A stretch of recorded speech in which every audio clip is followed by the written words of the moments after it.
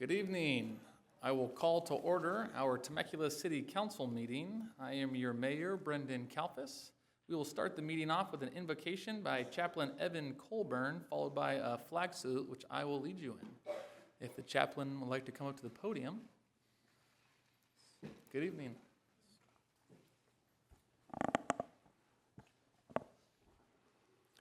Hello. Good evening. Let us bow our heads. Dear Heavenly Father, I pray in the powerful name of Jesus Christ for our Temecula City Council and for our community of parents and the innocence of children, as well as the Supreme Court and other high offices in these United States to receive the wisdom of God. This is to ultimately act in obedience to that wisdom and declare policies in the good righteousness of your will and holy name, Lord. This is done, Father, so you may continue to hold favor for this community, as you have done so to our founding Christian forefathers, as long before us, who established this outpost here in the Temecula Valley. These hardy pioneers consecrated and blessed every parcel of land to be incorporated in your name. We call and pray to break down any strongholds the evil one has set up in man's false beliefs of the new age. For a little bit of leaven raises the dough, and our sin that makes one perish. It is only because of your Son, Jesus, Father, that gives us all a merciful and undeserved way out of our mistakes and trespasses to each other. We humbly thank you for that so much. Let these future city councils and school districts, including the county, state, and of course the nation, be purified with the Spirit of the Almighty God, with a set of divine purpose for every elected official's heart, and also in the hearts of the workers who make their living in government positions. Therefore, invoke the power of the Holy Spirit in this governing body, Lord. Let these officials reject the false wisdom of a perverse generation, rebuke all evil that wants to steal, kill, and destroy. Instead, we pray to keep your holy commandments that saves mankind and heals souls to govern well. This so we can forever live to walk beside you, Lord, in the righteousness all long days of our mortal lives. Be blessed in our careers when it is time for us to give up the ghost, so as the faithful we may be welcomed through the foyer of your heavenly gates, and the terrible sting of death is forever extinguished. We in fact pray this also in the tradition of the American colonial forefathers, who anointed by your providence established this one nation under God in your name, and to be continually blessed by your only begotten Son, the King of kings, the Lord of lords, under Almighty Jesus' name, amen. Amen. Everyone could please turn towards the flag and place your right hand over your heart and repeat after me. I pledge allegiance to the flag of the United States of America, and to the republic for which it stands, one nation, under God, indivisible, with liberty and justice for all.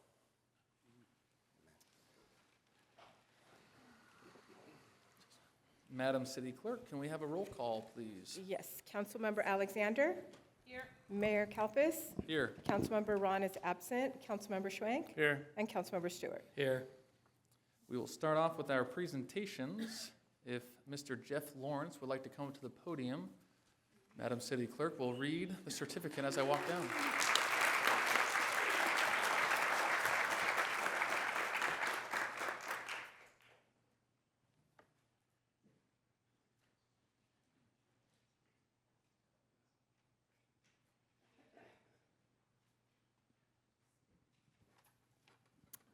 The City of Temecula Certificate of Recognition is presented on behalf of the City of Temecula to Community Services Manager Jeff Lawrence.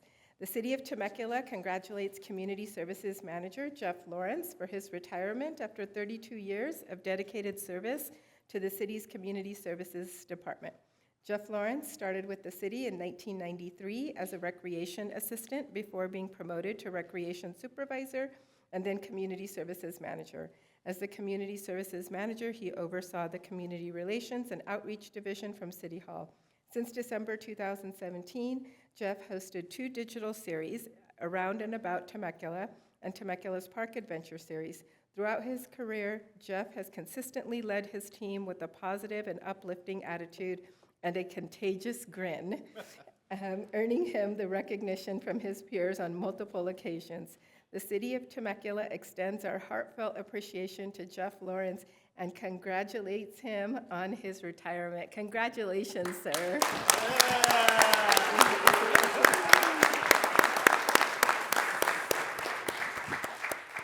We would love to hear some words from you to start this off. Gosh, where do I start? 32 years went by really fast. I started here in 1993 as a project staff employee. I would literally come in the evenings to prep the softball fields for adult softball, get back in my car, drive around Temecula and turn lights on and off, and then off to all the sports fields. And then I'd drive back and turn them all off at the end of the night. We were so small back then. We had 4 or 5 parks, but have been so blessed. What a wonderful journey. I got to see, now we have over 40, sports parks and sports fields. I got to see, museums, theaters, other sports complexes. It just goes on, and it's just been such a wonderful journey, and I appreciate it. And I'm really going to miss everybody, but I had, the pleasure of working with some just amazing, dedicated, heartfelt recreational professionals over the years that put their heart and soul into this community and what they did. And they made a difference, and we have a lot to be proud of. So don't ever be afraid to look back where we started and what we've become. But it's been just an amazing journey. I'm truly blessed. I am going to miss everybody. I'm especially going to miss my TCSD family back there. But thank you. Thank you for everything. Thanks. I know my colleagues have some words to say, so we'll kick this off with Councilmember Stu. All right. Well, I moved here in 1991 and started playing softball almost right away. So thank you for striping the fields and turning the lights on and off for us, because I didn't realize you did that until just right now. So yeah, and as far as community services go, I mean, you epitomize what community services is, and it creates the environment of community. I mean, that's really what makes Temecula so special, is our community services, feel, activities, the things that we do in this city for our citizens is why people love living here.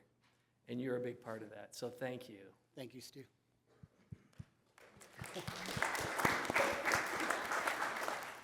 Well, Jeff, I've had the honor and the privilege to be able to work with you over the last 4 years. And again, your smile just ignites, like everybody. And I think it's definitely going to be missed on Instagram as well. So we are just, every time I see, look at my phone, there you are, like all the time, which I loved, and just bringing good information. But it's always been such a blessing and really wonderful working with you, getting to know you. And you're going to be missed. But I'm sure you're going to have a great time with your family to be able to just do your next adventure. So thank you for all your time and your support with the city, and you'll definitely be missed. Thank you. Thank you.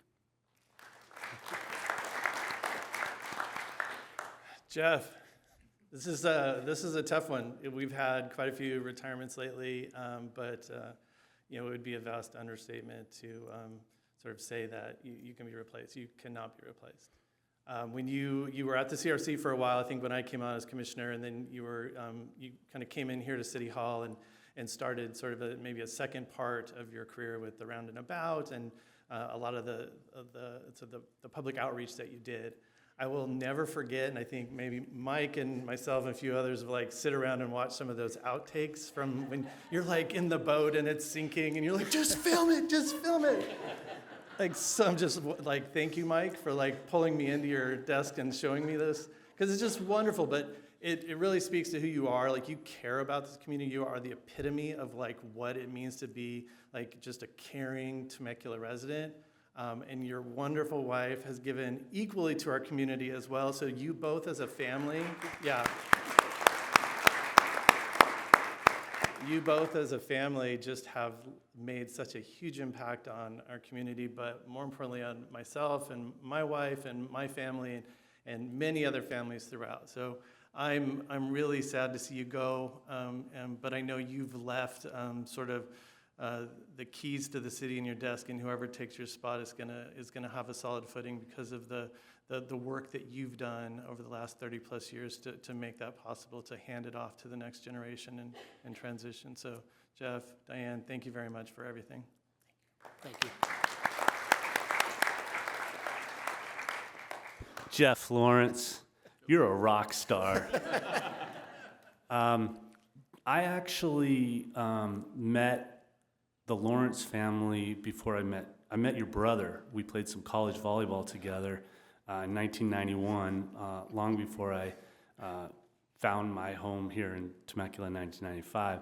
But what an amazing journey. You and I think we've walked these halls, we've reminisced, we've tried to enjoy every bit of it, and I think you have. And it was said earlier, you really had multiple careers, but all within the city of Temecula, which I think is super cool. Your love, Jeff, your team's here, on behalf of the executive team, you're going to be missed. Just the love we have for your family. Congratulations, Diane, on your pending retirement. I know you guys got some camping trips planned. Your daughter, having my daughter in her wedding was just amazing and special. Just walking alongside you on this professional journey, and you were a coach. You were an amazing coach to my kids. You won awards for the city of Temecula. You know, he's award-winning. He's award-winning. During our little reception in there, I tried to convince him to do one last around and about at this event. And so what'd you say? You said no. No, you were a natural.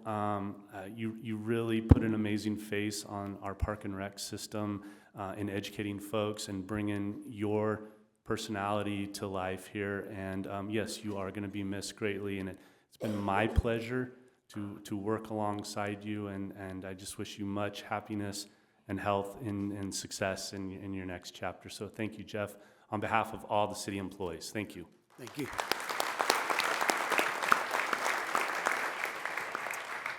If I can just jump in real quick for 1 second as the director of TCSD, I need to thank you too, Jeff, because you have been just a light and a leader for our department for so long, and I can't tell you how much I've learned working alongside of you.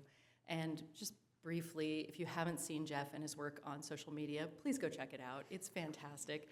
What really struck me about it is when I watch the videos you do, that is so authentically you, and you are genuinely that proud of your city, and you are genuinely that welcoming and encouraging and friendly, and you want everybody else who comes to Temecula or lives in Temecula to have the same appreciation and experience that you have. So I just want to thank you for sharing that with all of us for so long, and your legacy will live on in your videos as well as in the memories and hearts of your team.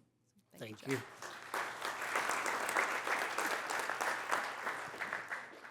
I want to hear more of these college volleyball stories. I just want to reiterate one line. Jeff has consistently led his team with a positive and uplifting attitude and a contagious grin.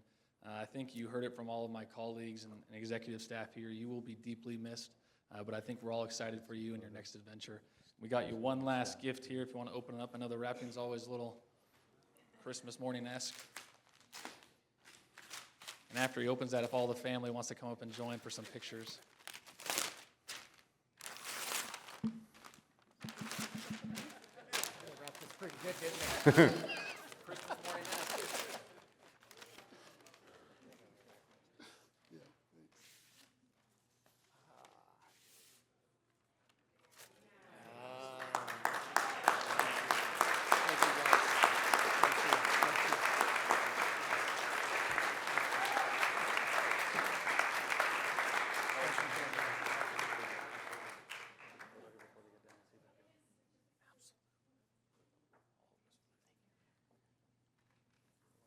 While we're taking some pictures, I believe Jonathan has one last Jeff Lawrence video special to share. Hold your breath. Make a wish. Count to 3. Oh, no. Come with me, and you'll be in a world of pure imagination. Take a look and you'll see into your imagination. We'll begin with a spin, traveling in the world of my creation.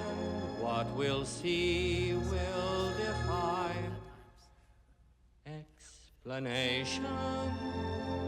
If you want to view paradise, simply look around and view it. Anything you want to do it. Want to change the world? There's nothing to it.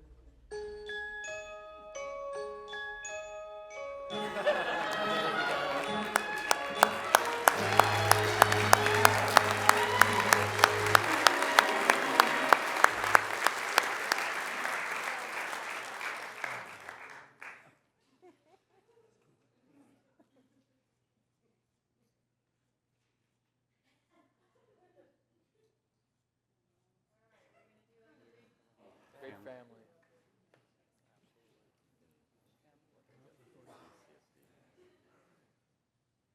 After the family gets their photos, can we have the whole TCSD family come on up too, and we'll get a big group shot with everyone.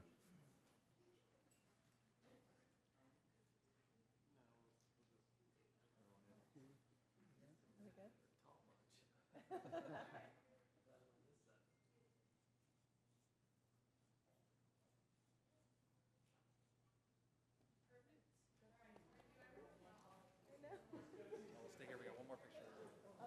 We're gonna do a, yeah. His team. Do you want just your team?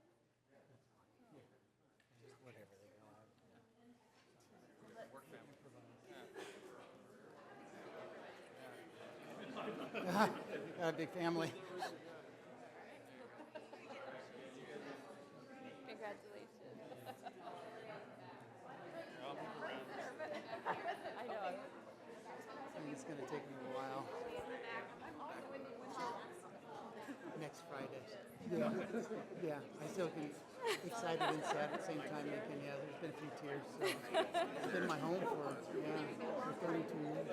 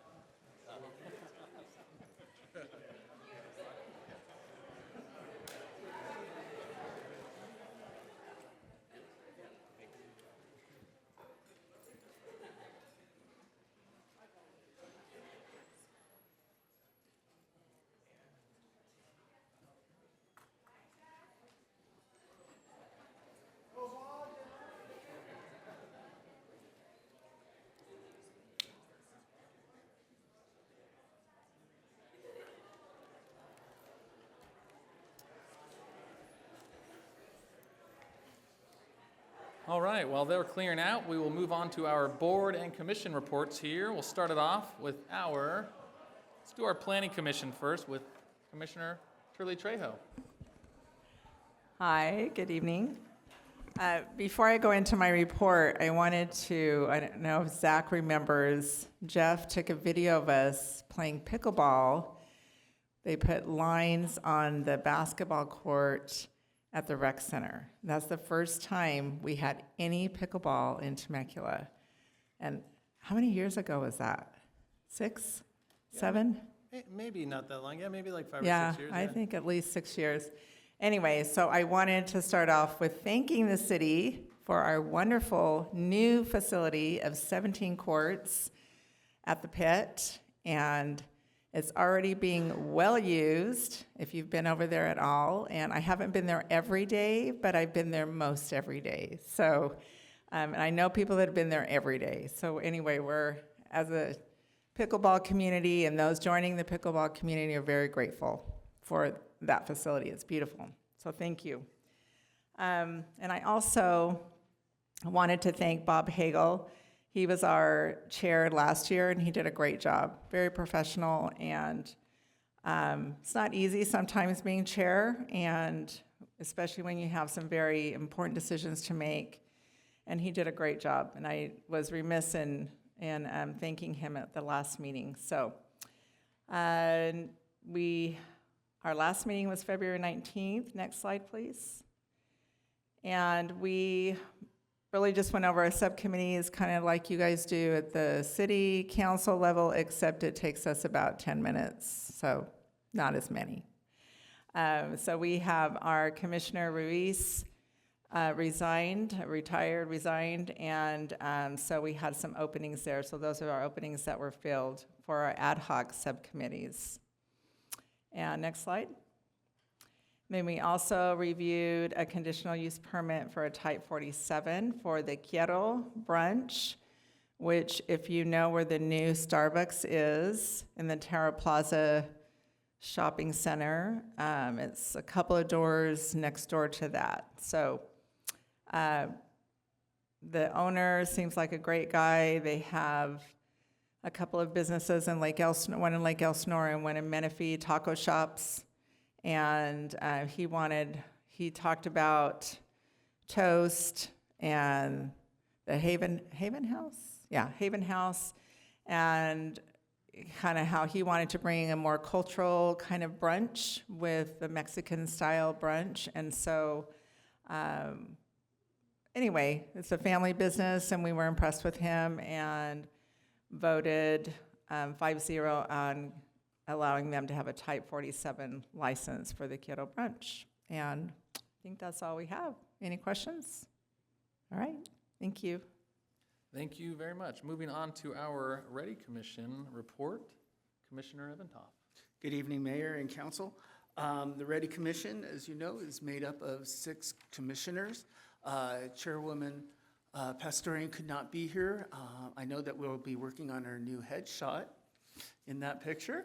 But the Ready Commission serves as an advisory group to the City Council, and we make recommendations on topics such as diversity and inclusion within the city's events, services, programs, policies, enhanced community relations. And our last meeting was on February 13th. I'm not going to read all of this. But we did receive presentations on Black History Month, and the presentation included introductory comments from Chair Pastorian and the video outlining importance of the celebration, presentations by the Commissioner Leckers regarding census data. We also had presentations by Supervisor Washington and Councilmember Schwenk, as well as public comments, 17 proclamations, public comments from Miles Ross, the president of the local chapter of the NAACP. And then we also received a presentation on recommendations for using educational funds for either outward-facing educational programs or inward-facing educational programs for the commission, specific to, say, communications and perhaps even public speaking. And our next Ready Commission meeting will be on Thursday, March 13th. In council chambers right here. We will be celebrating Women's History Month, and all are invited. Thank you. Thank you very much. Moving on to our public safety report with our police chief, Regali. Good evening, Mayor and Council. Pleasure to be with you guys tonight. I thought tonight we would throw up some stats real quick, just to open, and then we're going to transition and talk a little bit about our flock camera system. The slide that's up there, you see across the top there, for the month of January 2025, men and women serving the city of Temecula handled just over 5,800 calls for service. So very busy month for us. Certainly kept us moving in a bunch of different directions. The pie chart that you see below, colored pie chart, this is priority 1 through 4 calls. That's what this represents. The total number of priority 1 through 4 calls was 2,359 calls. Obviously, the priority 1 calls are our most serious calls, which require an emergency response, lights and siren. And I'll share additional information on that in just a minute at the next slide. If you're interested in knowing, you can look at the definitions in the lower left corner of this slide that define what the different priorities are. The bulk of the remainder of those calls for service, some 3,487, were priority 5 through 9, just lower priorities. And then in the upper left corner there in the box, you can see the response times. For priority 1 calls in the month of November, December, and January, we showed a modest improvement in the time, roughly 5 minutes. 5 minutes to respond to our priority 1 calls in the month of January. Next slide, please. So if you were curious to know of those priority 1s, I had our crime analyst break this down, and you can see this is the total number that represents all the priority 1 calls we responded to in the month of January. We have a lot of juvenile medical aids here in the city, which require an emergency response, and you see that takes up the bulk of it. AOD is just assist other department. That means we responded to assist the fire department or some other government entity who was requesting emergency cover or backup.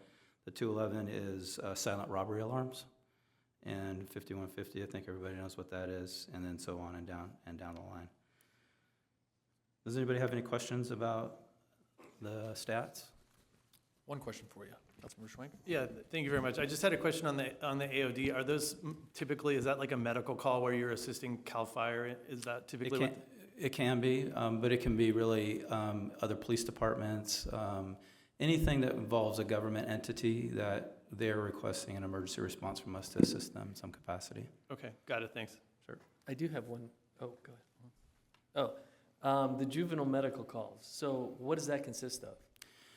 So these are typical situations where we have children who are incapacitated in some way. They've ingested something, they're ill, they're not responding, and in some of these cases, they're not breathing.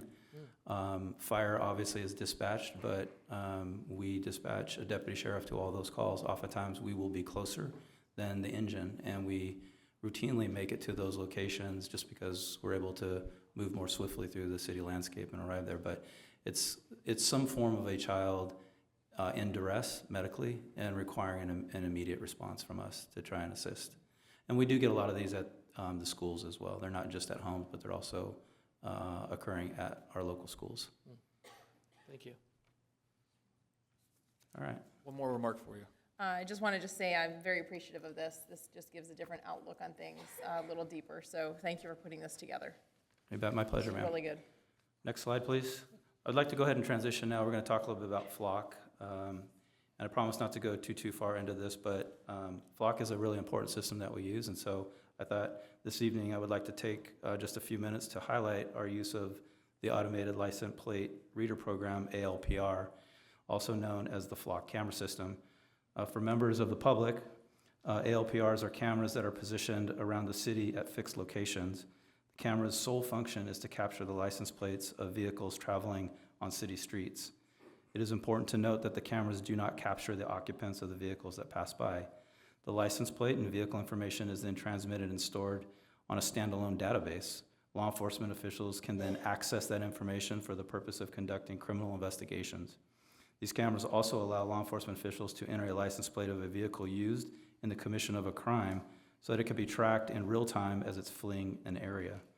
In a minute, I'll have Lieutenant Pearson share a recent real-life example of this technology in use and how effective it is in helping law enforcement capture criminal offenders. In July 2021, the Riverside County Sheriff's Office approached city leadership and city council and made a request, an appeal really, for approval to purchase and install the Flock camera system within the city of Temecula. And following a robust discussion and evaluation period, the council approved and we moved forward with installation occurring roughly in the fall of 2021. I would be remiss if I did not acknowledge the significant positive impact that single decision has had on public safety for everyone who calls Temecula home, as well as our thousands of visitors who we host daily. The city's willingness to adopt emerging technology that boosts our effectiveness in combating and solving crime and increases our ability to do our job safely is a powerful statement about their level of commitment to public safety. I wish to thank you for your commitment and investment in this important technology. That said, I understand not everyone is a fan of programs like the flock camera system. Given that concern or skepticism, we acknowledge and fully embrace our accountability to the public we serve in the deployment of this powerful technology. To that end, the Riverside County Sheriff's Office has developed and implemented a comprehensive policy surrounding the use of the flock camera system. The policy addresses important issues such as data collection, storage, retention, security, authorized users, accountability, and lastly, oversight. All of this is memorialized in our Department Standards Manual under Policy 412. Understanding the importance of transparency, this policy is available to the public for review. It can be located by visiting the Riverside County Sheriff's website. Look for the ribbon at the top that says Transparency. You click on that, and then look for the box labeled Policies and Manuals.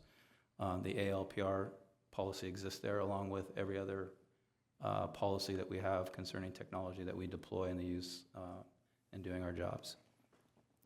Thank you. Mr. Mayor, City Council, City Team, City residents, good evening. Next slide, please. You heard a little bit about the flock cameras, and I'm going to tell you a real-life incident now, talk to you about it, where it helped us quickly get a very dangerous criminal into custody. Next slide, please. On Wednesday, February 9th, 2025, shortly before 1 p.m., your patrol deputies were dispatched to 43537 Ridge Park in response to a report of an arson. Witnesses informed deputies of an unknown subject throwing an incendiary device at an unoccupied parked vehicle at the location, as you can see right there. Next slide, please. CAL FIRE was dispatched to the scene, and they extinguished the fire. Your patrol deputies responded and spoke with witnesses who were able to provide information about the suspect's vehicle. Next slide. Utilizing the flock database, your deputies were able to quickly identify the suspect's vehicle and track it through the city. The vehicle was traced to the suspect's residence, where deputies took him into custody without incident. Next slide, please. This is a picture of our flock cameras for those of you who are not familiar. They stand about I think it's an 8 to 10 foot pole with they're solar powered, and they sit fixed at these locations throughout the city. Next slide, please. I'm sorry, yeah, you did, thank you. After detaining the suspect, the vehicle was traced to the suspect's residence, where deputies took him into custody without incident. After detaining the suspect, deputies realized he sustained minor injuries from the incident. When interviewed, the victim claimed she had no connection to the suspect whatsoever, indicating this was a random act of violence. The suspect was booked into our jails on multiple arson charges. Next slide, please. This was a great example of teamwork, use of technology, and coordination by your deputies who swiftly apprehended this dangerous individual. Next slide, please. Thank you. Thank you, Lieutenant Pearson. So you can see roughly 20 minutes from the time that call came into Sheriff's Dispatch, that we were sending units en route to that, we had this person identified and in custody. And prior to this technology, we may or may not have found this individual fleeing. And in fact, I'll go so far as to say that there are many crimes that we are solving today that are occurring in the city of Temecula that are being solved and criminal offenders being apprehended because of this technology. It is a powerful tool, and we feel very grateful to have it. One last quick example of this. Last week, we had a motor officer, one of our motor officers here in the city of Temecula, conducted a routine traffic stop on Winchester, just east or west of Margarita, contacted the driver. The driver was uncooperative, and the short version is, as the deputy was attempting to have him step from the vehicle, he put the car in reverse and backed into the deputy, almost knocking him to the ground, struck the motorcycle, damaging it, and then fled the scene. The deputy ran to the street, was calling out the plate. We immediately dropped it into flock. Within 10 minutes, we had picked up the vehicle. A short pursuit ensued. The suspect crashed, and he was taken into custody. It was likely, and so the benefit obviously is he's held accountable for his criminal conduct. We don't have to worry about him being a danger to the next officer who stopped him. And he was, and he'll be prosecuted for that crime, for a variety of felony crimes. So anyways, I just thought it's important to highlight this important tool that you guys have given to us, and I want you to understand, the community to understand that, we use this technology to your benefit, and that we are closely watching over this and using it the way it was intended to be used. Thank you. Thank you, Captain and Lieutenant. I just want to thank you real quick on that subject in regards to transparency. Decisions such as the flock cameras and implementing them, and not only implementing, but adding additional flock cameras are not decisions and policy decisions that we take lightly up here. And when we talked about implementing those cameras, we talked about the things like data collection, storage, accountability, and oversight. So I want to thank you all for the transparency and having your policy be public and outward facing, and following through with everything that you said you would do when we voted these in. And the arson, the subject right there, that was right next to, it looked like the new development Altair, which on the backside of Old Town, as you all know, that they're building into that hill there. But we call that the wildland urban interface, and that's right where all the suburban homes meet the wildland. And that area, where that arson fire was, it easily could have caught on to the brush and gotten up into Duluth there. So kudos to our fire department and our police department for doing everything they do. We respect you, and again, thank you for the transparency. Any of my colleagues have any other comments on that? Councilmember Schwenk? Thank you, Mr. Mayor. Captain Regali, Lieutenant Pearson, thank you for the presentation. Always like to hear these success stories, and in fact, you give us sort of like more detailed updates, almost daily. But I was glad that you mentioned that, along with this arson suspect, you have violent criminals who have guns in our city. We're finding stolen vehicles. The list goes on and on, like reuniting children with their parents. Like this has been, one of the tools that we need to really sort of like clamp down on crime, but then also be able to use that to help families, and it's really done wonders. So I appreciate the update as always. Thank you. My pleasure. Moving on to public comments on non-agenda items. Madam City Clerk, do we have any public comments? Yes, Mr. Mayor, we do have 2 public comments. The first speaker is Jorge Bustos, and to be followed by Miles Ross. Each speaker has 3 minutes. The rules are set forth in the agenda. Good evening. Good evening. Thank you for this opportunity. Really exciting. Fluoride. My name is Jorge Bustos. I'm a dentist that's been practicing in Temecula since '91. I'm glad that Jeff is gone because we did too many 4th of July and Christmas parades together early on. I've been here for over 30 years practicing as a dentist, and dentistry has advanced in many different ways for the good of the community and the people that we serve. But the biggest advancement was about 100 years ago, 1930, 1945, when Frederick McKay, a young dentist from back east, came to Colorado Springs to practice because of his health. And he discovered that a lot of the people in his community, like 90% of them, had no cavities in their teeth. And the only thing that they had, in contrast to that, it was they had mottled teeth, kind of brown spots on their teeth, and some of them very brown spots. So he took his time, and for 30 years, he tried to find out why. And in 1931, he discovered that the local wells and streams had fluoride in the water and part of the composition. And then the National Institute of Health got involved, and then they determined that 1 part per million of fluoride helps stop the decay in most of the teeth. And this is when you're born and start taking the water in drinking water, food, whatever.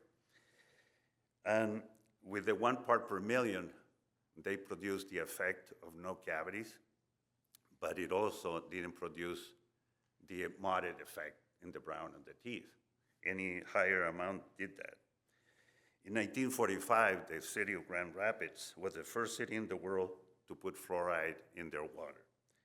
The U.S. Surgeon General sponsored a 15-year study, and they check all the kids that were born and raised in Grand Rapids.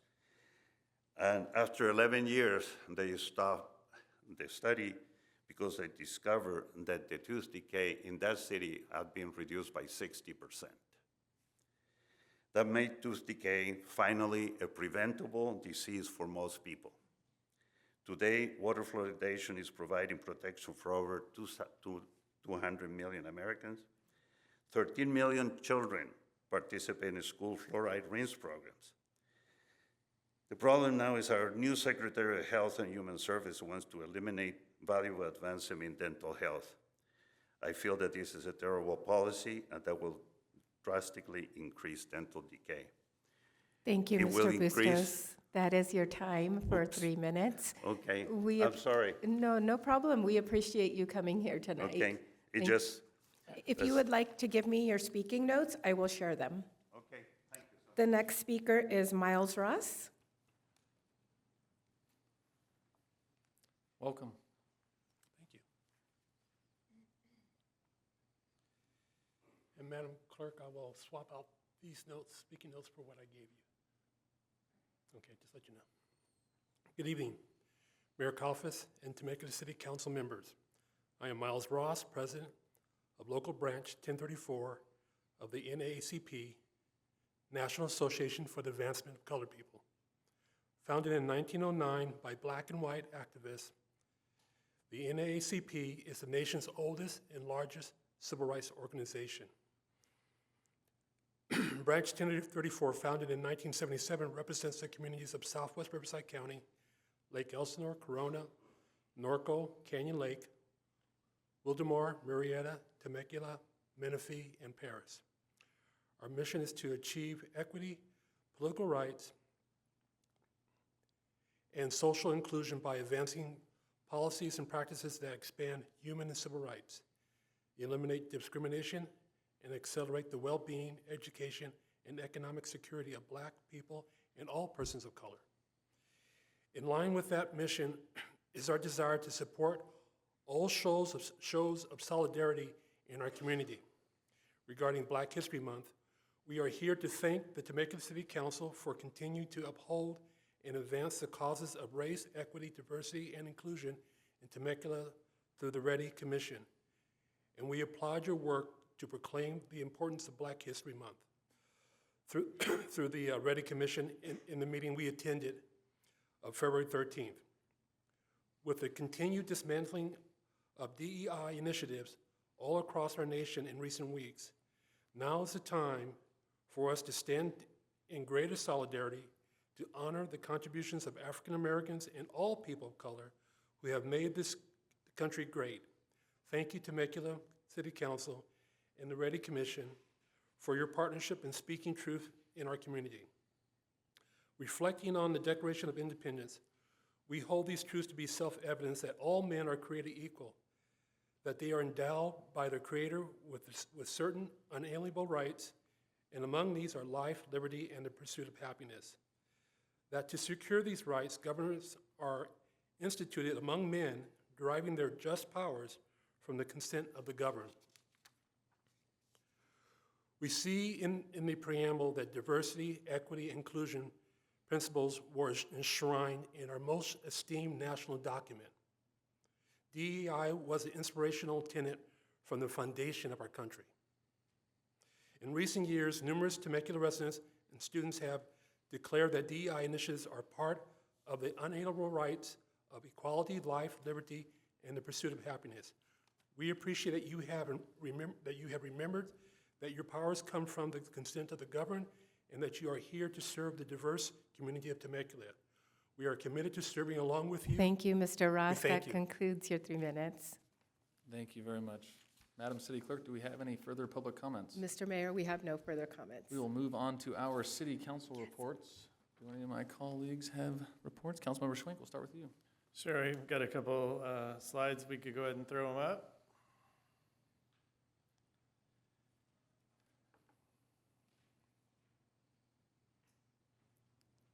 the dramatic pause. You're gonna love it. Councilmember Schwank, they also have the video that was discussed earlier is down to 1 minute now, in case you did want to show that, that is ready. Okay, we can do that too, whatever the team back there wants to put up first. Okay, so I wanted to talk a little bit about a cool new program that we have that I think is just really foundational to our community is transportation, right? So like, we have this wonderful rec center, the Margarita Recreation Center, which is a new intergenerational center, sort of right in the heart of Temecula, right by Temecula Elementary School. And we sort of debuted this MRC Connect. So what it did was it left the MRC and it drove over to Grace Melman Library, where these wonderful children had an opportunity to participate in, I believe this day was bilingual story time at this. And then they stopped at Chick-fil-A, as you can see there, and then sort of made like a really wonderful trip out of it. And it's things like this that really sort of tug at my heart, because it really is the core of like what makes a great community, is building friendships and lasting memories. And I'm really, when I saw this in one of our updates, I was like, I gotta tell the community about this. This is fantastic. So, you know, the MRC Connect, it's the little things at times. When you talk about just, you know, giving some families a bus ride over to the library and lunch, seems simple enough, but I think it makes a really, really large impact on our community. So I'm really excited, and I wanted to highlight that and thank the team over at TCSD for making that a reality. So thank you for that. Next slide. Along those lines of community is oftentimes we have places that are in dire need of cleanup. And over the last, maybe I'd say, you know, at least the last year or so, we've really leaned on cleaning up some of these parcels that are on private property at times that need to be cleaned up. And I think Director Russo, when you sent this out, you gave some, you know, it says 45 cubic yards of debris, and there were some sort of like visuals in there. Do you recall what those visuals were? Yeah, that would fill one of our recreation center pools about halfway up, and the weight is equivalent to roughly a female adult elephant. That's what it was, Just yeah. to give some context for how much stuff was removed there, it was one of our biggest cleanups. Yeah, well, I wanted to just highlight this and just thank you for the work that you do to clean up some of these encampments. They're very unhealthy, and there's a lot of debris in there that isn't even good for the environment. And so getting that out of some of these waterways and you know, parts of our community is very important. So I really just wanted to take a second to highlight that. And then the video, if it's down to a minute, I know our pickleball folks will love to see this cool new video. So here's the video of pickleball at the pit.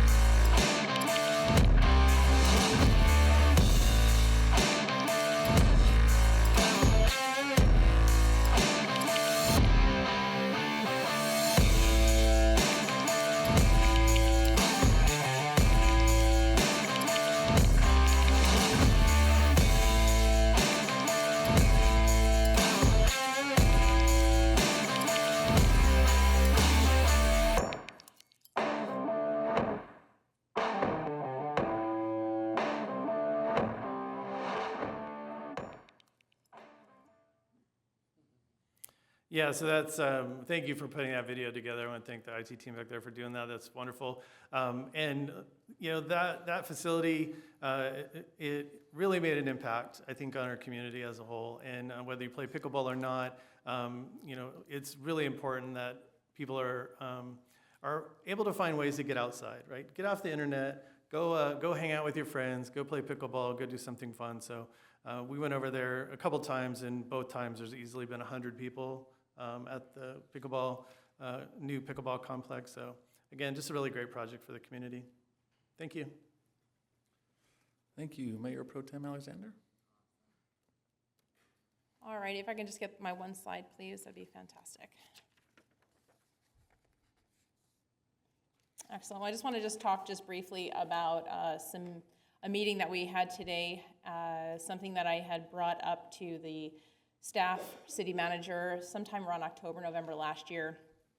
So during September, I had the opportunity and the invitation by Congressman Darrell Issa to be at a House Judiciary Committee field hearing. And a lot of this stirred around kind of the border, what was going on. But one of the main things that I drew from it was the drugs that are coming over, specifically the fentanyl crisis that we're dealing with. And I really got to hear from some incredible people like DA Hestrin, Under Sheriff Don Sharp, nonprofits, residents, about the crisis in itself of what's going on. And I love having you high school students here, and I know most of you have probably heard about the fentanyl crisis in itself, but just being aware that in a huge majority of these street drugs are fentanyl. And I'm sure every one of you possibly have heard of somebody getting injured by this, or we hope never that they passed away. So one of the things that I asked to bring up to the staff is if we could possibly have some type of an awareness class, some type of a community support event, or even videos to be able to bring to our community, our nonprofits, our businesses here. And we even came up with the staff here that even educating them on Narcan and really how to use it correctly, what you're going to experience possibly from somebody who wakes up from, after overdosing. So I'm just really excited to see how this is going to unpack and be able to really be beneficial in our community. After talking with the sheriff and fire department, a lot of good ideas came out today. So I'm looking forward to working with the city council. I know it's going to be coming up here on an agenda item recently, but just to let you all know as well, parents and students as well, that just keep an eye out for it, because you want to make sure that not only that you're ingesting hopefully nothing but something that's not going to be poisonous to do more harm, but at the same time, God forbid, you guys have somebody that you know that overdoses in front of you, or a child. We want to make sure you're prepared. So one of the things that I've also asked for is that we have Narcan readily available for our community. So that's one of the things that we'll be pushing out, and it will be free for everybody. So just keep an eye out for it, and the training will be coming out soon. So thank you very much. Thank you very much. I just have one short video here. Who's calling it? Who's calling it? Who's calling it?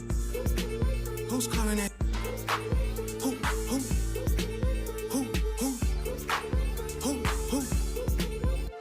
So that is my personal invitation to the 2025 State of the City. That'll give you all things, updates on infrastructure, CIP projects, events coming up. We'll be spotlighting local businesses and nonprofits. So that's June 5th, 7 a.m., bright and early. We will supply the breakfast and coffee, and we all hope to see you there. Looking forward to it.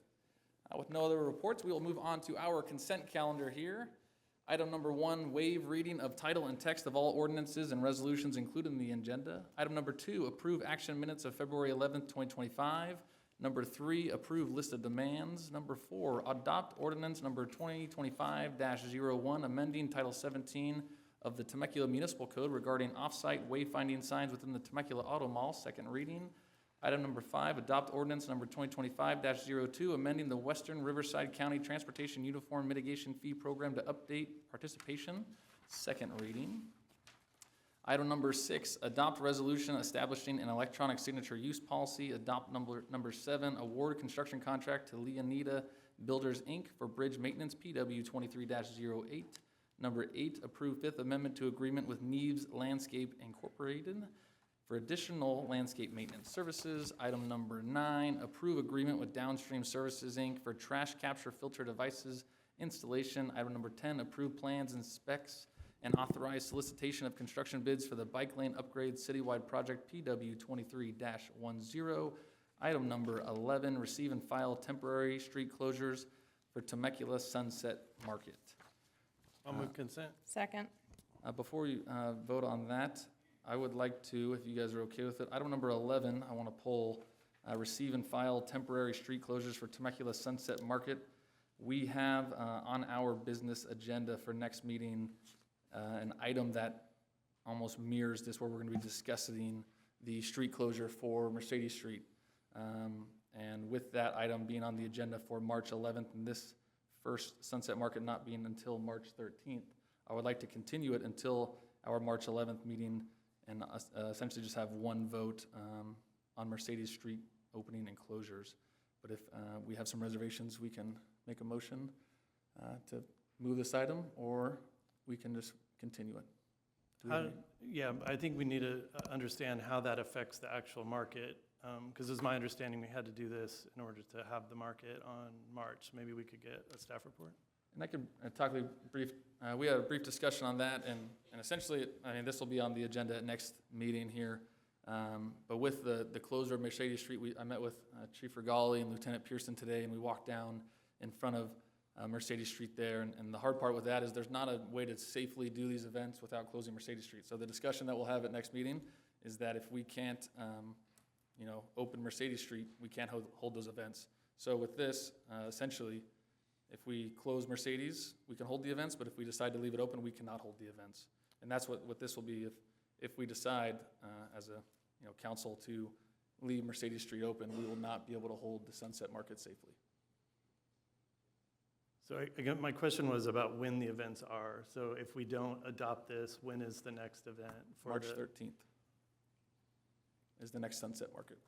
Thursday, the 2 days after the next March 11th meeting.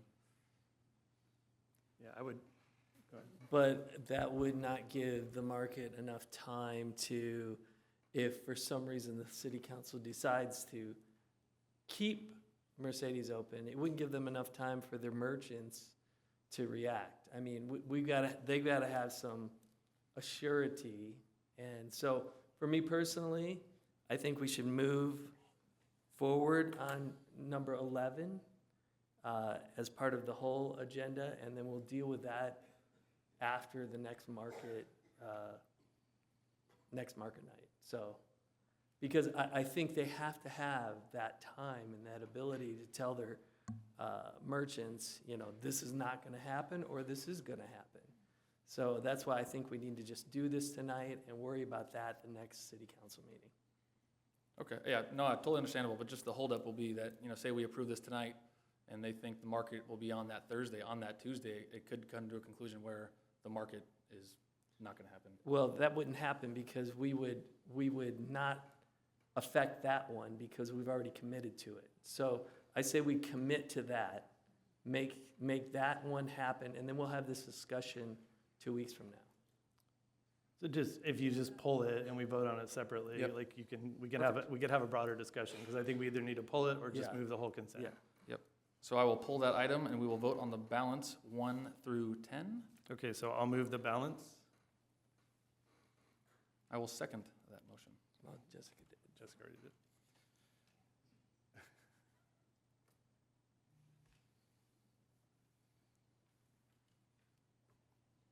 And that passes 4-0. Number 11, receive and file temporary street closures for Temecula Sunset Market. Unless there's any further discussion, I am ready to vote on it. Okay. Do we not want to get a little staff report on it at all, or are you just ready to? Totally up to you. If you have, if they can change your opinion. I mean, let's because I think that even the community, if anyone's watching this, Yeah. they're going like, what is Right. going on? I think we Yeah. need to at least let them know. Okay, so the Temecula Sunset Market is an event that occurs on the second and fourth Thursdays of the month, roughly from March through November during essentially daylight savings hours. It's held out here in front of City Hall. As was discussed, it requires a road closure for public safety, so that requires closing Mercedes. Separately, council has requested that staff bring an item to the next council meeting, which will be the March 11th meeting, which would be a broader discussion of all of the events in Old Town which require road closures. So that would include the Sunset Market. However, the Sunset Market was scheduled to start on the second Thursday of next month, which would be the 13th. The next council meeting is on the 11th. So in order to be able to provide Sunset Market with the organizers and the vendors with the heads up, the 2 street closures for the month of March were agendized for this meeting, which is the item that council is pooling and discussing right now. The remainder of the closures would be pending the outcome of the discussion of the larger action item or business item on the 11th.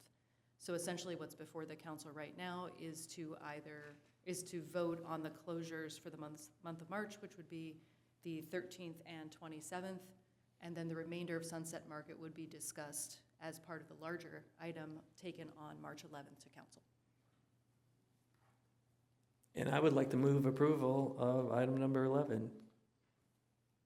So I'll second that, but I think it'd be helpful for some discussion, because I really need to try to understand where you're coming from with it. So if you feel like, Yeah, absolutely. So the big thing with me is I've been in communication with a lot of the businesses in Old Town, and it's come to my attention that when we close Mercedes Street, so if everyone can picture the street right in front of City Hall is Mercedes Street, the front street, or the main street, is called Front Street. So we close Mercedes Street, and when we close Mercedes Street, essentially it directs all the traffic onto Front Street. The businesses that are all on the backside here that are on Mercedes, and even businesses that are on Front Street, have stated that every time the city closes Mercedes Street and holds an event, it affects their business. So the item on the next agenda that we'll discuss is that. Essentially, and we closed Mercedes Street 75 times last year out of 365 days. And to me, my personal opinion is that is too many times. And if we're affecting the businesses in Old Town, we need to listen to them. Because I'm of the belief that, even if City Hall wasn't here, but the businesses that makes Old Town were here, that is what people come for. They don't come for City Hall, they don't come for necessarily these events. And I think the businesses in Old Town are what make it Old Town. And if they are saying that we are affecting their business, we need to listen to them and understand where they're coming from. These businesses are paying $10,000, $15,000, $20,000, $25,000 month rentals. And when they look out their window and they see City Hall and they see the city closing off a main artery to their restaurants and their businesses, it's affecting their businesses. So for me, with the closure of Mercedes Street, I feel that it is really just, it's cutting off an artery to get traffic moving through Old Town, and we don't have that much roads that go through Old Town. It's Mercedes, it's Front Street, and then it's Pujol on the backside. And when we close that off, it creates more traffic on Front Street. When, as we know, when people come into Old Town and traffic is backed up, to Santiago and to Rancho California, people just don't come. So if these businesses are saying that the closure of Mercedes is affecting their businesses and events like the Sunset Market are affecting their businesses, I think we have to listen and discuss that. So I'm of the opinion, again, I completely understand where you're coming from, Council Member Stu. And I'm just of the opinion that I want to discuss further the closure of Mercedes Street. Okay. I agree with you. I think we do have too many closures of Mercedes. And I think there is a bigger picture we need to look at. As far as the Sunset Market is concerned, though, it's twice a month, and it's like half the day. It's not even a full day. And it's almost always open by 8:30 or 9 o'clock at night. And it doesn't close until like noon that day. So it's a partial closure. And I've talked to merchants in Old Town also. And the merchants in Old Town, they do well Friday, Saturday, and Sunday. That's where they make all their money. What they're having trouble getting is locals to come to Old Town for any reason. There's a real perception out in the general public that Old Town is too crowded, too this, too that. But if you come on a Wednesday night, Thursday night, Monday night, go out there right now. There's plenty of parking. There's no traffic going through Old Town, other than looky-loos who like cruising through Old Town. I'm one of them. And so the idea behind the Sunset Market specifically is to draw locals into Old Town, to give them a sense that Old Town is for them, not just the weekend warriors that come out to Temecula. So that's, to me, that's what we're missing here. You're missing the actual community implication that the Sunset Market creates. It creates value to our community, but it also creates value to merchants who need our community to come to Old Town and spend money and go to a restaurant on a Wednesday night or a Tuesday night, because they're not making it. They have to make it 7 days a week, not 3 days a week. So that's the purpose of the Sunset Market, is create an atmosphere that our local community, these aren't people from outside of Temecula coming to the Sunset Market, they're almost all locals. So that's the important part of the Sunset Market. So that's why I would like to move this forward. And the bigger discussion, I totally agree with you. And I have ideas of what things that should be shut down. But for this is a local event for local people. And so that's why I'm in favor of the Sunset Market. It's a great experience for everybody who goes to it, so. No, I completely understand. As far as the local, I agree that the local community comes out, but a lot of the businesses and a lot of the vendors that are at the Sunset Market aren't local Temecula businesses. And we're bringing people into Old Town, but they're not spending money at the businesses around them. They're coming to Old Town and they're spending monies at that market. But what's the purpose of bringing people, and this is where the disconnect, and this is what I want to discuss, is what's the purpose of bringing people here if they're not spending money at our local businesses? And the businesses are saying that it's actually hurting their businesses. I think, though, what it does, it brings the local here, even if they don't spend a dime on Front Street, but it gives them the sense that I can go to Old Town. So they might not come to market night next time. Maybe they'll come down on a Wednesday night and go to Swing In or go to 1909. Or, during the week is where we need people to frequent Old Town. And just because they don't buy something that day doesn't mean they just got a different sense of what Old Town is and who it's for. And realistically, Old Town Temecula is for us. And so if we don't invite them and create events to invite them to Old Town, what are we doing? I mean, we're slicing off our nose to spite our face. It's like we have to do certain events just to bring the community back in. There's a whole climate out there. Just look at Temecula Talk any day of the week, and they talk about how horrible parking is in Old Town, how, they got all these opinions, and yet when you quiz them, no one ever comes down here. It's like, well, have you been down lately? No? Okay. So that's why this event especially creates an environment that feels welcoming and gets people down here, our local community down here. And like I said, it's a partial day closure. It's not even a full day. So I still think this is one event, and there might be a couple of more along the way as we start to peel the onion back and see what events do we have down here, what can we eject to free up Mercedes. I totally agree. We need to keep Mercedes open as much as possible. But we also need to get our community back in love with Old Town. And that's where I think the disconnect is right now. A lot of our local community doesn't see our Old Town as the visitors who come here. The visitors who stop here just go like, this place is amazing. I love this place. In our own community, I don't want to go down there. It's too crowded, So it's like, yeah, no, we got to have that. We got to do things for our city, for our citizens, to make them want to use Old Town because we want it to be prosperous. And, if closing for half a day, 2 times a month might do that, then I think it's worth a shot. Yeah. No, and I completely understand.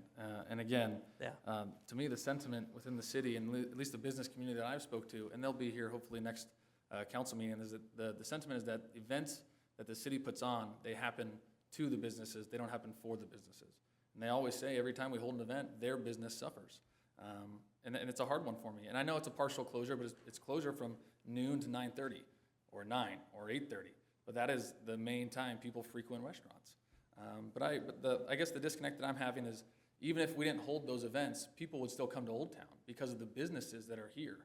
Where vice versa, if we held events but there were no businesses here, people wouldn't be coming here because there's nothing to make Old Town what it is. If we lost the mom and pop businesses that are known throughout California now that are in Old Town, and they're the ones saying, hey, every time you close Mercedes and you have these markets, our business suffers.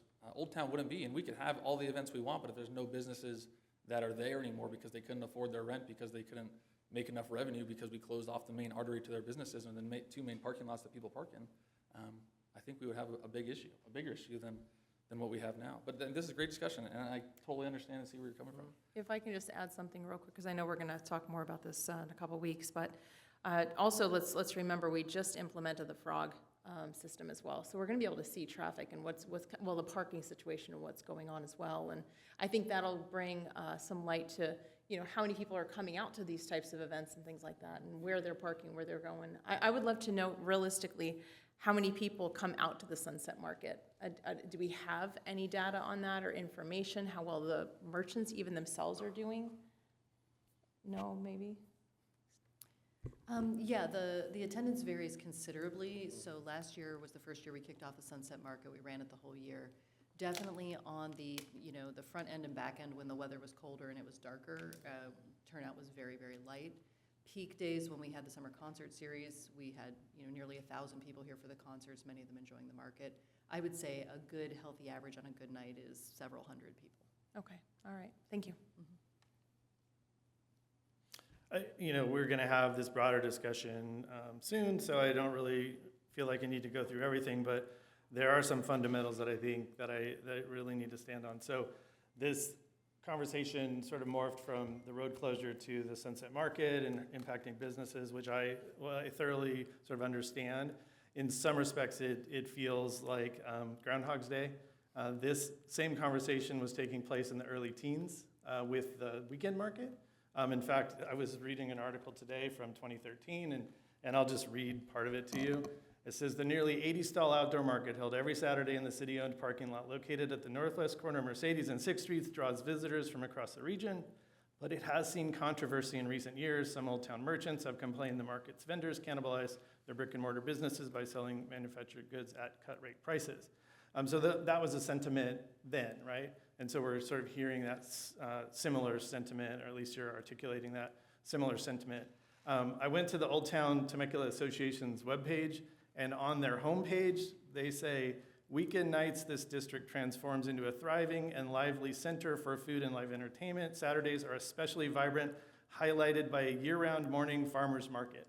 So, it's kind of like we see what we want to see in many respects, right? Like, if you hear from someone that's saying the sky is falling and there's no parking, well, then you might sort of like take that position. But if we don't have good solid data on this, we don't know what that counterfactual is. We don't know what it would be like if we took all the events out of here. Well, I guess we could find out if we want to run an experiment and say, like, let's experiment and pull every event and see what happens. The idea of placemaking, I don't know how much anyone understands what placemaking is, but placemaking is extremely important. Go look in the lobby. There is a huge display on the side of the wall that talks about the art of placemaking and what it's done to Old Town and for Old Town. And, I am 100% sympathetic to businesses in Old Town, in the entire city. My family had a business down here for many years. My family had a restaurant in Old Town. Restaurants are difficult. The margins are razor thin. It is very tough. I wholeheartedly understand. Is there more we can do on the market side of, maybe offering up, a space to a restaurant, let's say, that's sort of like, hey, our business is suffering. So like, could we, sort of make that offer? Sure, I think we can. Councilmember Alexander, you mentioned the parking data. We haven't even talked about what it would look like to sort of terminate the contract. Like if we're sort of like, I'm sure the people that are running the market right now, their ears just perked up if they're not watching. Someone texted them and said, what's happening right now? So maybe Director Russo could talk a little bit about if we were to terminate the contract, what does that look like? Sure. Oops, sorry. So we have a contract with a company, very small company, that organizes the event for us. And that contract runs through end of next fiscal year, so June 30th of 2026. Legally, we have a termination option to terminate with 10 days notice without cause.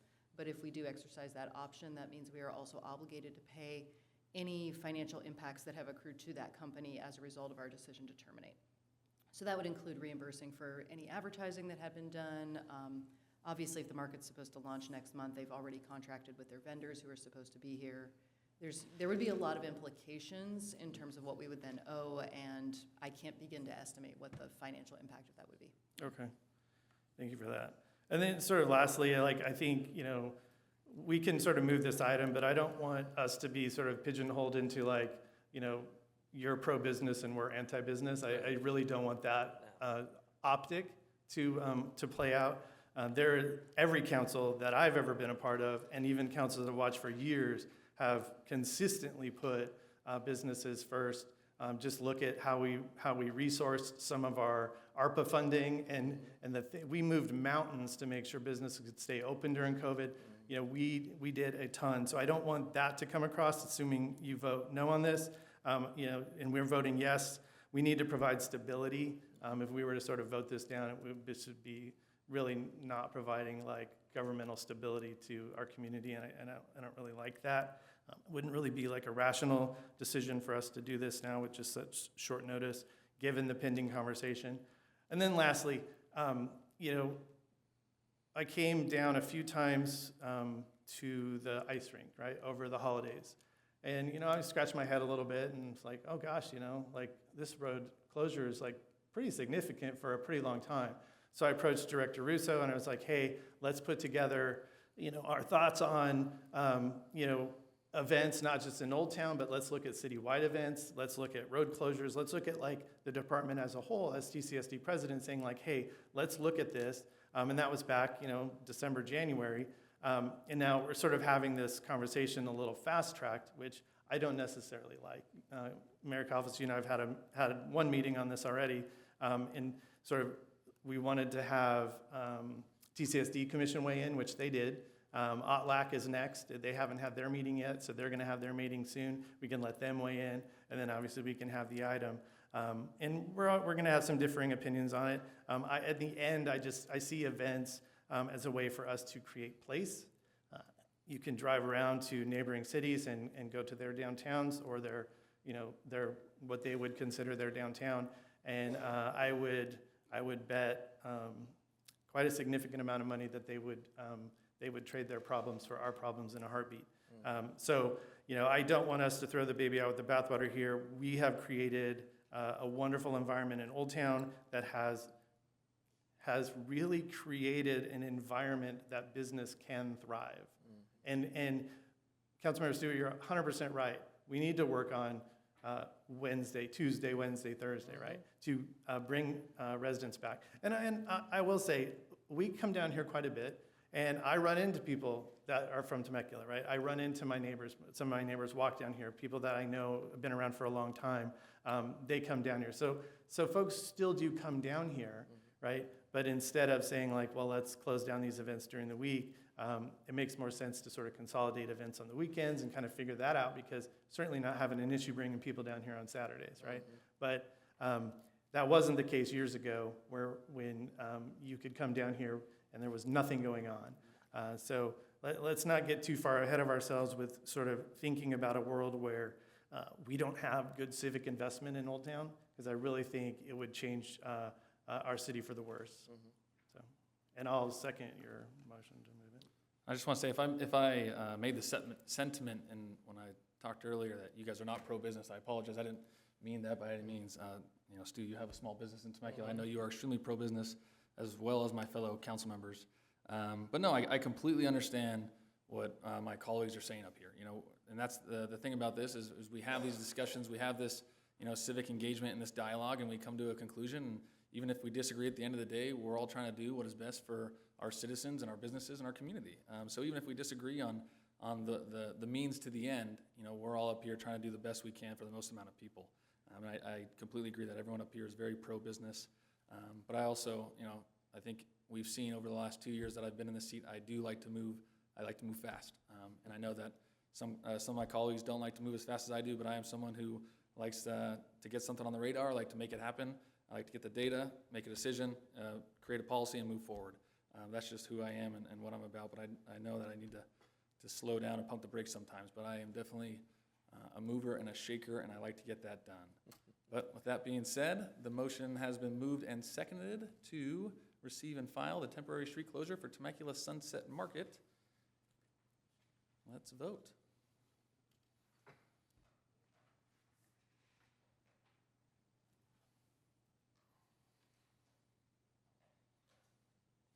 And that item passes 3-1. I will recess this city council meeting to our community services district with President Swing. All right. Thank you very much, Mr. Mayor. I will now call the Temecula Community Services District meeting to order. Madam City Clerk, please make the note that we're all still here with Councilmember, our Director Ron absent. Do we have any public comments on non-agenda items? Okay, we'll dispense with the reading of those rules. We'll move to our consent calendar. We have item number 12, approve action minutes of February 11th, 2025. 13, receive and file presentation for our homeless outreach team. 14, approve sponsorship agreement with American Red Cross for monthly blood drives. 15, approve agreement with Garden State Fireworks, Inc. for 4th of July fireworks display. And 16, approve Fourth Amendment with Wild West Junk Removal LLC for dangerous and unhealthy cleanup services. I will entertain a motion and a second. Move approval. Okay, so we have a motion and a second. Let us please vote.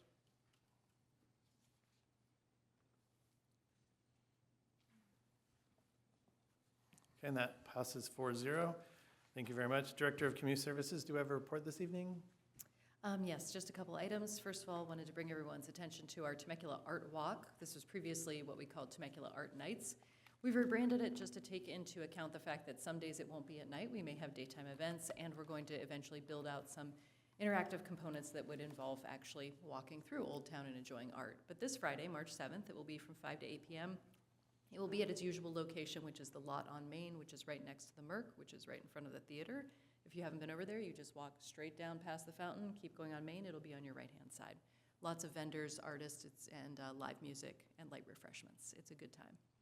And next slide is Temecula Special Games. So this is a great event we do annually. We host it over at Great Oak High School, and we're very thankful to the high school for their support in putting on this event. This is a special activity you can see in the picture, really great turnout, and it's for individuals with developmental disabilities of all ages and any other disabilities who want to participate. We have lots of games, it's very interactive, and it's also a great opportunity for high school students to get community service hours. So if you're interested, you reach out to us at TCSD. Every year we really depend on those high school volunteers who give some of their time. They get community service hour credit, and everybody benefits from the interaction at that event. Next slide, please. And finally, Culture Day is this Saturday, March 8th from 11 to 1 p.m. That's at Sam Hicks Monument Park, which is right in front of Temecula Valley Museum. For that, you just go straight down Mercedes, keep going, and it basically ends at Sam Hicks Park. This Culture Day will be celebrating the culture of Germany, and we have activities, crafts, music, and food, so don't miss it. That concludes my report. Well, wonderful, thank you very much. General Manager, anything this evening? Nothing further. All right, Directors, anything? All right, we are adjourned. All right, successor agency to the Temecula Redevelopment Agency, we have no meeting. Temecula Housing Authority, no meeting. Temecula Public Financing Authority, no meeting. I will reconvene the Temecula City Council meeting and move to a business item number 17, approve employment agreement with Matthew D. Peters for the position of Director of Community Development. May I have a staff report, please? Yes, good evening, Mayor and members of the City Council. Before you for approval is an employment agreement with Matthew D. Peters for the position of Director of Community Development to formalize his appointment by City Manager Aaron Adams. Following a reorganization of duties in the City Manager's office, Deputy City Manager Luke Watson delegated the full oversight of the Community Development Department to Mr. Peters.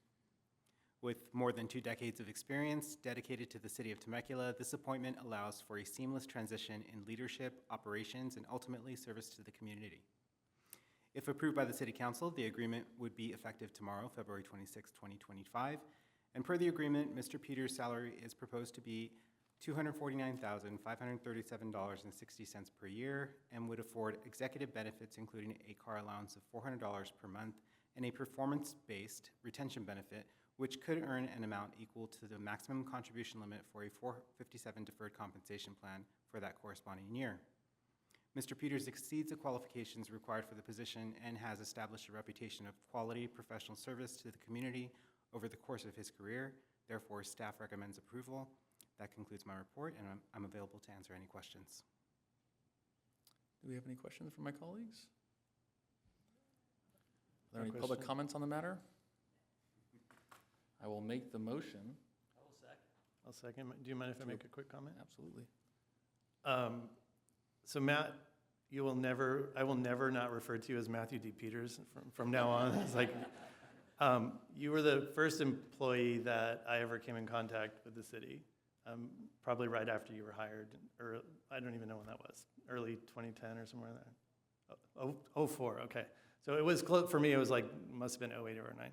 And from then on, you've really poured your heart and soul into the city. So I just want to say congratulations to you, and I'm looking forward to continuing working with you for many more years. All right, that has been motioned and seconded. Can we please get a vote?